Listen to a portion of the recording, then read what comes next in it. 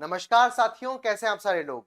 मैं कुश बैरागी आप सभी का वेलकम करता हूं हमारे YouTube platform current affairs updated पर। साथियों, लास्ट लेक्चर में हमने सरकार के फिस्कल कंसोलिडेशन राजकोषीय समीकरण के बारे में जाना था। मैंने आपको बताया, जब सरकार बार बार डेफिसिट प्राप्त करती है, घाटे पे घाटा करती है, तो देश की इकोनॉमी गड्ढे में जा सकती है। सरकार को बार बार समझाया जाता है कि आपको घाटे से बचना है, अपने डेफिसिट को कम करना है, और यही कारण है सरकार को घाटा कम करने की बात समझाने के लिए पार्लियामेंट ने कानून बनाया 2003 में। उसका नाम था FRBM कानून, fiscal responsibility and budget management act. लेकिन सरकार 2009 तक भी FRBM के लक्ष्यों को प्राप्त नहीं कर पाई, यानी सरकार अपने घाटे को मैनेज करने में असफल रही, जिसके पीछे उसने अमेरिकन मंदी को जिम्मेदार ठहराया। भैया, जैसे ही हम लोग FRBM कानून की बातों को लागू नहीं कर पाए, घाटे का मैनेजमेंट नहीं कर पाए, बजट का मैनेजमेंट नहीं कर पाए, तब ये बात ठंडे बस्ते में चली गई और कई सारे समय तक, कई सारे सालों तक तो घाटे के मैनेजमेंट की बात ही नहीं हुई। फिर आती है भारत के अंदर मोदी सरकार, और मोदी सरकार 2016 में एक व्यक्ति हुए जिनका नाम था NK सिंह। इनका नाम आप भारत के अंदर बेहतर सरकारी अधिकारी और साथ ही साथ फाइनेंस कमीशन के साथ भी देख सकते हो। NK सिंह की अध्यक्षता में मोदी सरकार के द्वारा एक कमेटी बनाई गई, एक समिति बनाई गई। उस समिति का नाम था FRBM पुनर्वलोकन समिति या FRBM रिव्यू कमेटी। क्या काम था इसका? FRBM रिव्यू कमेटी जिसकी अध्यक्षता NK सिंह कर रहे हैं, उसका मेन काम था भारत सरकार को बजट मैनेजमेंट के लिए नए लक्ष्य देना। क्योंकि FRBM ने जो लक्ष्य दिए थे वो 2004 से लेकर 2009 तक के लिए थे, और वो लक्ष्य वर्तमान में पुराने हो चुके हैं। तो 2016 यानी नए साल के आधार पर नए टारगेट्स देने के लिए मोदी सरकार ने ये रिव्यू कमेटी बनाई। भैया, NK सिंह की अध्यक्षता में जो बनी कमेटी है, इसे सारी बातों का आकलन किया, जीडीपी ग्रोथ देखी, जीडीपी इन्फ्लेशन देखा, सरकार की है वित्तीय नीतियां देखी, सारी बातें करी। और इसने भी, जैसे FRBM कानून ने सरकार को कुछ टारगेट दिए थे, इसने भी कई सारे लक्ष्य, कई सारे टारगेट इस देश के सामने रखे। तो NK सिंह 2016 ध्यान रखना है, नए लक्ष्य ध्यान रखना है। और नए लक्ष्यों में सबसे पहला लक्ष्य क्या था?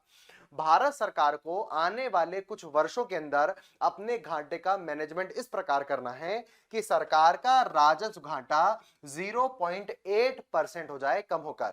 याद करो साथियों, 2003 के कानून ने राजस्व घाटे को जीरो करने की बात कही थी, लेकिन FRBM रिव्यू कमेटी 2016 ने रेवेन्यू डेफिसिट को जीरो नहीं, बल्कि जीडीपी का 0.8% तक लाने की बात कही कि हम तुम्हें जीरो करने की बात नहीं कर रहे भैया, जीडीपी का 0.8% तक भी घाटा कर लोगे तो हमारे लिए काफी है। एक ठीक ठाक लक्ष्य आपको सरकार के लिए यहां पर देखने मिला। केवल राजस्व घाटा नहीं, अब हम बात करेंगे राजकोषीय घाटे की। और भी कई सारी बातें आपको रिव्यू कमेटी के द्वारा देखने मिल रही है। देखिए अगला लक्ष्य क्या देखने मिल रहा है साथियों। सबसे इंपॉर्टेंट जो घाटा होता है उसका नाम होता है राजकोषीय घाटा। और 2003 के FRBM कानून ने राजकोषीय घाटे को जीडीपी का 3% करने का लक्ष्य भारत सरकार के सामने दिया था। लेकिन इस रिव्यू कमेटी ने राजकोषीय घाटा यानी फिस्कल डेफिसिट को जीडीपी का 2.5% तक लाने की बात करी कि भारत सरकार एक साल में 2.5% जीडीपी तक का उधार ले सकता है। उससे अधिक आप करते हो तो मतलब आप हमारी शर्तों का, हमारे लक्ष्यों का उल्लंघन कर रहे हो। तो वास्तव में यहां का मामला आपको पहले के लक्ष्य से भी ज्यादा स्ट्रिक्ट देखने मिल रहा है, और 2.5% करना सच में थोड़ा सा कॉम्प्लिकेटेड या कठिन भी था। एक और प्रावधान यहां पर आपको देखने मिल रहा है, इस प्रावधान का नाम था पीस क्लॉज। क्योंकि हमारे देश के अंदर अलग अलग लोगों ने देखा कि जब भी युद्ध होता है, महामारी आती है, मंदी आती है, तब उस समय सरकार देश की जीडीपी ग्रोथ को आगे बढ़ाने के लिए अपना बजट मैनेजमेंट नहीं कर पाती। मंदी से बचना होता है, सरकार को खर्च करना पड़ जाता है, और ज्यादा एक्सपेंडिचर करने के चलते बजट का मैनेजमेंट नहीं होता और टारगेट्स पूरे नहीं होते। तो भैया, इस रिव्यू कमेटी ने पहले ही यहां पर एक पीस क्लॉज, एक उपबंध को लिख दिया, और इस उपबंध में लिखा गया कि अगर देश के अंदर कोई कठिन अवस्था आती है, एक कॉम्प्लिकेटेड स्टेज आती है, जैसे देश के अंदर कोरोना महामारी टाइप की कोई बीमारी फैल गई, जैसे देश के अंदर कोई वॉर जोन की कठिनाई आ गई, देश के अंदर मंदी की दशा आ गई, यानी कुछ भी ऐसी नेगेटिव दशा जिसमें भारत सरकार को बजट मैनेजमेंट पर ध्यान न देते हुए देश की इकोनॉमी पर ध्यान देना चाहिए, तो ऐसी अवस्था से बचने के लिए FRBM रिव्यू कमेटी ने कहा कि भैया, जो हम टारगेट्स तुम्हारे सामने दे रहे हैं, इन टारगेट्स के अंदर आप 0.5% 0.5% तक का आप विचलन, डिविएशन कर सकते हो। जैसे मैं आपको बताऊं, किसी पिताजी ने अपने बच्चे को जो कुपोषित है उसको टारगेट दिया कि भैया रोज तुझे 6 रोटी खाना है, लेकिन मान के चलो कि वो बालक एक दिन किसी बर्थडे पार्टी में खूब सारे समोसे खा के आ गया। तो एक पॉइंट है, जब समोसे वो व्यक्ति खा चुका है, बच्चा खा चुका है, तो पिताजी का जो नियम है 6 रोटी खाने का वो तोड़ा जा सकता है कि भैया हाँ उस दिन तू 3 खा लेना, 4 खा लेना, ताकि तू कुपोषण से बच सके।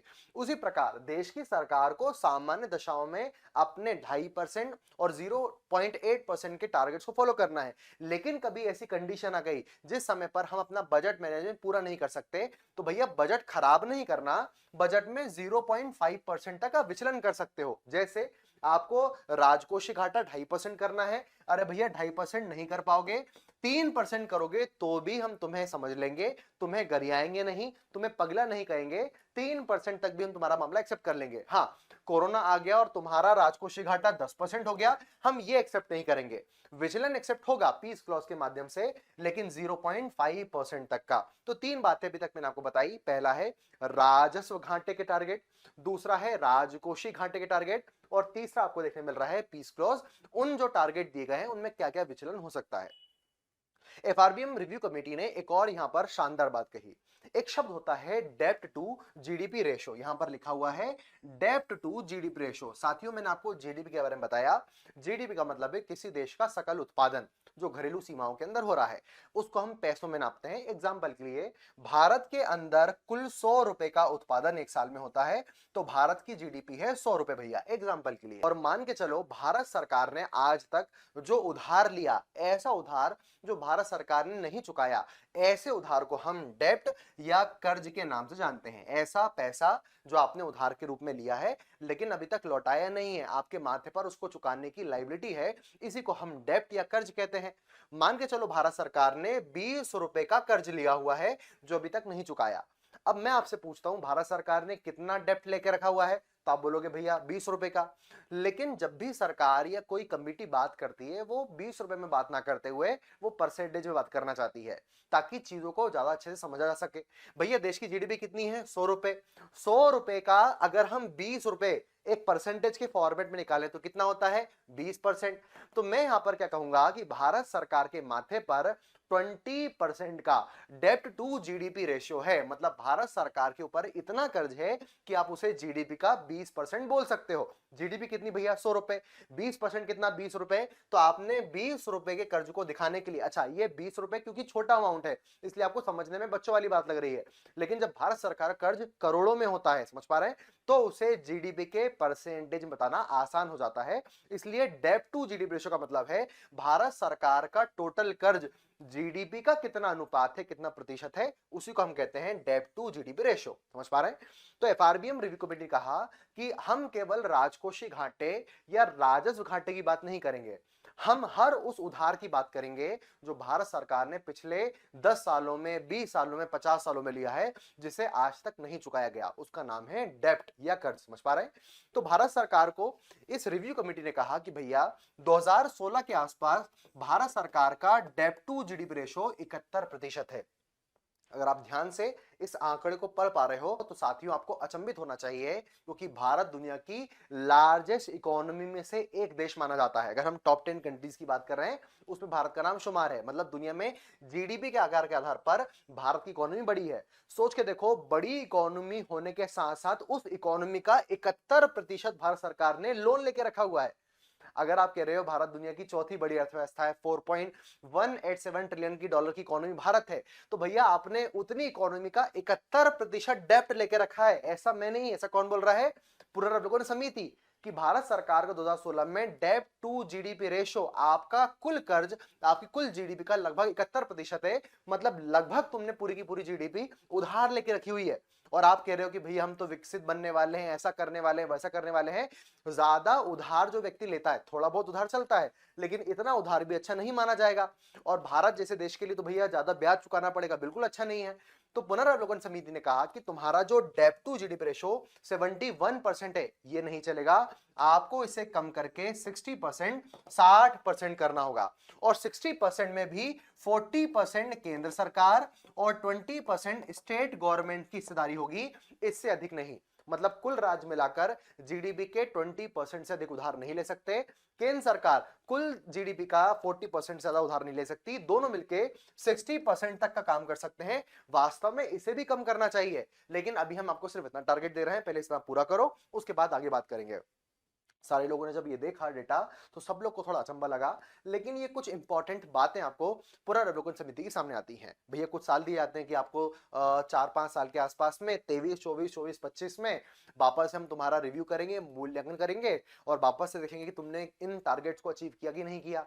अब साथियों 2023-24 के पास जब बात आती है इन आंकड़ों का मूल्यांकन करने की, तब देखा जाता है कि भैया ये तो आंकड़े, ये लक्ष्य तो वापस से असफल रह जाते हैं। भारत सरकार तो फिर से अपने बजट का मैनेजमेंट करने में फेल हो जाती है। क्यों? जब सरकार से पूछा आप क्यों फेल हो गए, सरकार ने अब नया बहाना ढूंढ लिया। सरकार ने कहा कि जब देश के अंदर कोरोना महामारी आई तो सारे के सारे लोग तो घर में पैक हो गए, लॉकडाउन में हो गए। जब लोग घर में हो जाएंगे तो क्या वो सरकार को टैक्स देंगे? नहीं देंगे। और साथियों मैंने आपको पहले दिन बताया था, भारत सरकार के घाटे के बढ़ने की वजह दो हो सकती हैं, जब सरकार खर्चा अधिक करे या सरकार की आय कम हो जाए। और यही हुआ, कोविड के समय सरकार की इनकम कम हो गई और सरकार को लाडली बहना योजना बाद में चलानी पड़ी, खाना भी बांटना है, आयुष्मान भारत मतलब मैं आपको बोलना चाह रहा हूं कि कोविड-19 के समय सरकार का खर्चा, वेतन, पेंशन, सब्सिडी का ये चलता रहा, लेकिन इनकम कम हो गई। जब आपकी इनकम कम हो जाए और खर्चा आपको पूरा करना है, चाहे कोरोना आ रहा हो, बल्कि कोरोना में और ज्यादा आपको व्यवस्थाएं करनी है देश की जनता की सिक्योरिटी के लिए, आपको फ्री वैक्सीनेशन ड्राइव चलाना है, बिना पैसों के आपको वैक्सीन देनी है देश के लोगों को, तो कैसे काम चल पाएगा? सरकार ने यहां पर अपनी जब आय कम महसूस करी और सरकार का खर्चा ज्यादा हुआ, तब भारत की सरकार ने देखा कि भैया अब तो हमारा घाटा मैनेजमेंट नहीं होने वाला है और हमारे लक्ष्य डिवेट होने वाले हैं। एक और चीज, जब कोरोना देश में आया और कोरोना के कारण ये देश बंद रहा, तो साथियों कोरोना काल के बाद कई बार प्रीलिम्स के अंदर यूपीएससी में क्वेश्चन भी आए हैं, पोस्ट कोविड एरा में इंडियन इकोनॉमी नेगेटिवली ग्रोथ दिखा रही है। मतलब 2019-20 का अगर आप डेटा देखोगे तो जीडीपी ग्रोथ माइनस में जा रही है, उत्पादन खत्म हो जाए, उद्योग ठप हो जा रहे हैं, लोग के पास पैसा नहीं बच रहा है, मार्केट मंदी में जा सकता है। जब भारत सरकार ने देखा कोरोना के बाद मार्केट मंदी में जा रहा है, तो अब साथियों आप सभी को पता है मंदी से बचने के लिए सरकार अपना खर्च बढ़ाती है। अगर सरकार ने खर्चा नहीं किया, मार्केट में फ्लो ऑफ मनी को नहीं बढ़ाया, तब मार्केट तबाह हो जाएगा। और भारत सरकार ने यही कहा कि साथियों हमने कोई गलत नहीं करा, हमें कुछ शौक नहीं आ रहा घाटे का मैनेजमेंट बिगाड़ने में। कोरोना की मंदी से जो अभी तक नहीं आई है, कोरोना की ना आने वाली जो हमको नहीं चाहिए थी, उस मंदी से बचाने के लिए देश की इकोनॉमी के लिए हमने अपने कैपिटल एक्सपेंडिचर को बढ़ाया, फिस्कल स्टिमुलस दिया, 20,000 करोड़ का आर्थिक पैकेज घोषित किया। यही कारण है कि इतना व्यय करने के बाद भारत में मंदी नहीं आ पाई, नहीं तो कई सारे देश तबाह हो गए कोरोना के बाद में, उनकी इकोनॉमी क्रैश आउट हो गई। भारत में भी 6 महीने 1 साल तक प्रभाव रहा, लेकिन फिर भारत की इकोनॉमी वापस से पटरी पर आ गई, जिसका केवल कारण है कि सरकार ने बजट के मैनेजमेंट पर ध्यान नहीं दिया, सरकार ने मंदी से बचने पर ध्यान दिया। तो भैया जब घर में कोई बीमार होता है तो आप क्या बोलते हो? बजट बिगड़ रहा है, इसका ट्रीटमेंट नहीं कराएंगे, इलाज, ऐसा बोलते हो क्या? नहीं बोलते हो ना। तो जब घर में कोई बीमार हो रहा है तो तेल लेने जाता है बजट का मैनेजमेंट, पहले हम अपने घर वाले को ट्रीटमेंट करेंगे, फिर दुनिया पड़ी है, जीवन पड़ा है आय व्यय का मैनेजमेंट करने के लिए।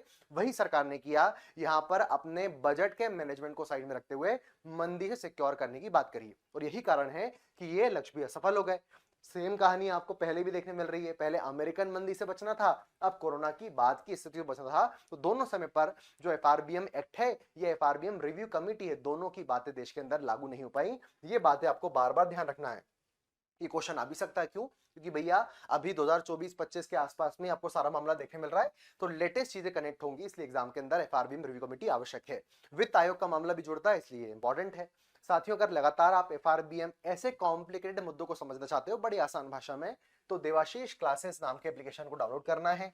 कूपन कोड दिया गया है, सामने आपको 40% तक का डिस्काउंट देखने मिल रहा है, जल्दी से ज्वाइन कर लीजिए। चलिए आज के सेशन में मैं कुछ क्वेश्चंस आपके सामने लाया हूं, क्वेश्चन को सॉल्व करना है। क्वेश्चन ये है, एफआरबीएम अधिनियम 2003 का मुख्य उद्देश्य क्या था, ऑब्जेक्टिव क्या था, मेन पर्पस क्या था एफआरबीएम को लाने का? बहुत अच्छा क्वेश्चन है। ऑप्शन नंबर ए, सरकार की सब्सिडी को बढ़ाना, भैया सरकार ज्यादा सब्सिडी दे, पहला ऑप्शन आपको देखने मिल रहा है। दूसरा है राजकोषीय अनुशासन सुनिश्चित करना और घाटे को कम करना, ये भी हो सकता है, क्या देखेंगे अपन। टू प्रमोट दी प्राइवेटाइजेशन, यानी निजीकरण को बढ़ावा देना, निजी क्षेत्र को बढ़ावा देना। अगला है मुद्रास्फीति को नियंत्रित करवाना आरबीआई के माध्यम से, इन्फ्लेशन कंट्रोल कराना आरबीआई के माध्यम से। ए बी सी डी में से इनमें से कौन सा आपको लग रहा है कि हमारे देश में एफआरबीएम एक्ट का प्रमुख पर्पस था, ऑब्जेक्टिव था, बताइएगा। अगला सेकंड नंबर क्वेश्चन आपको देखने मिल रहा है, राजस्व घाटे का अर्थ क्या है, रेवेन्यू डेफिसिट कैसे निकाला जाएगा, बताइए।